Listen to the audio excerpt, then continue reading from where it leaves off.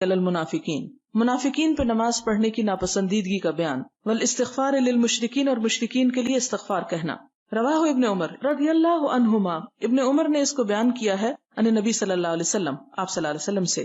حدثنا یحیی بن بکیر قال حدثني الليث عن عقيل عن ابن شهاب عن عبيد الله بن عبد الله عن ابن عباس عن عمر بن الخطاب رضي الله عنهم أنه قال لما مات عبد الله بن أبي بن سلول دعي له رسول الله صلى الله عليه وسلم ليصلي عليه، فلما قام رسول الله صلى الله عليه وسلم وصبت إليه فقلت يا رسول الله أتصلي على ابن أبي فقد قال يوم كذا وكذا كذا وكذا اعدد عليه قوله۔ حضرت عمر یاد کراتے ہیں کہ دیکھیں آپ صلی اللہ علیہ وسلم کو کہ وہ فلاں دن اس نے یہ کہا، فلاں دن اس نے یہ بات کہی تھی آپ کے خلاف۔ فتبسم رسول اللہ صلی اللہ علیہ وسلم، تو آپ صلی اللہ علیہ وسلم مسکرا دیے، وقال اخر انی یا عمر، عمر پیچھے ہو جاؤ، پیچھے ہٹ جاؤ، سر کو۔ فلما اکثرت علیہ، لیکن عمر کہاں چھوڑنے والے، کہتے جب میں نے بہت زیادہ آپ کو کہا، قال انی خیرت، تو آپ نے فرمایا مجھے اختیار دیا گیا ہے۔ کیا اختیار؟ پیچھے پڑ چکے آپ، استغفر لہم او لا تستغفر لہم، تو بخشش مانگو یا نہ مانگو، تو اس اختیار کو استعمال کر کے آپ نے کیا کیا؟ بخشش مانگنا چاہیے۔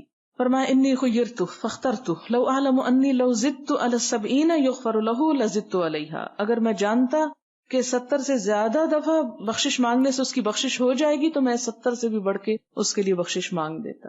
یہ ہے وسعت قلب۔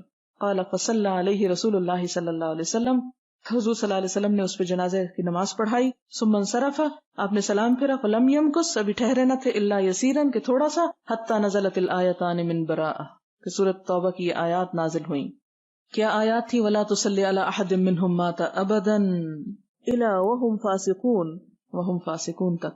قال فاجبت بعد من جرأتی علی رسول اللہ صلی اللہ علیہ وسلم یومئذ۔ حضرت عمر کہتے ہیں کہ میں نے اپنے آپ پر تعجب کیا کہ اس دن میں نے آپ صلی اللہ علیہ وسلم کے ساتھ اتنی جرأت برتی، یعنی اتنا آپ کو کہا۔ واللہ ورسولہ اعلم، اور اللہ اور اس کا رسول ہی صحیح بات جانتے ہیں۔